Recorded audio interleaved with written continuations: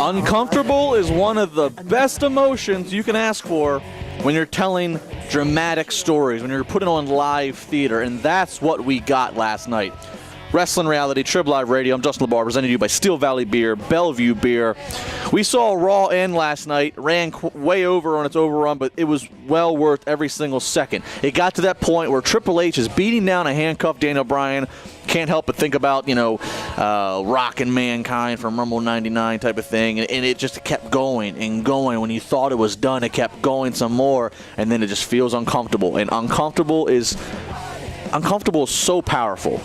It is so powerful because you can't, once you have uncomfortable, the only way to go after that eventually is in that hero who was getting so beat down in the uncomfortness. That hero then will have to rise above and slay and triumph the antagonist, the bad guys, in this case Triple H and Randy Orton and Batista. Interesting stipulation, though, added. If Triple H beats Daniel Bryan, now Triple H can be added in the world title match. I like this being added because it gives more rage to all those people who hate Triple H and think he walks around with a golden shovel. And who knows, it may actually make this match a fatal four-way. It's not impossible to think that.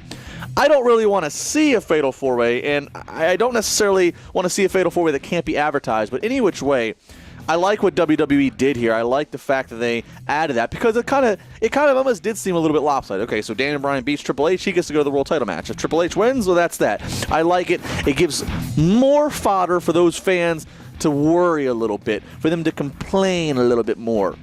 And let me ask you guys this. What are you going to do and say? Will there finally be silence for a few hours once Daniel Bryan beats Triple H and once Daniel Bryan becomes WWE World Heavyweight Champion at WrestleMania? Will there be peace and quiet for at least one day, and will Triple H drop his mysterious shovel in your minds? People don't understand the concept of Barry. They don't understand the concept of what a work is. Everybody thinks everything's going to be a work here, work there. Well, work only matters if they acknowledge things and if they use it and if there's a payoff. That's it. Barry only comes into play if there's absolutely no justification for any for any of it. But I know that people are going to say, look at Triple H. He's walking around, swinging his shovel around, doing his big money, powerful stroke. No. I said yesterday before Raw, Triple H needs to get the upper hand on Daniel Bryan. Absolutely. Daniel Bryan fans, if Bryan would continue to have the upper hand all the way to Mania, that would not be a good sign. That would not be a good sign. You got to put him down, make it seem like all the odds are stacked against him, and finally, he is going to overcome them, and he's going to walk out as champion after all this time. It has not been one big grand design plan. It has not. No. Has not been one big grand design plan. However, WWE has adapted, and it's not too late. They adapted before they ran out of time, meaning, yeah, we could have just gave him the title at SummerSlam. He was over like Rover, but they pissed us off. They put him down. They gave Orton the title. They kept putting him down through the fall time. It's like they kept throwing more logs on that fire, and the fire got bigger and bigger and bigger. Then they almost just wanted to try to blow the entire fire out, and they started going the different directions with Bryan and Kane and Bryan, the Wyatt family.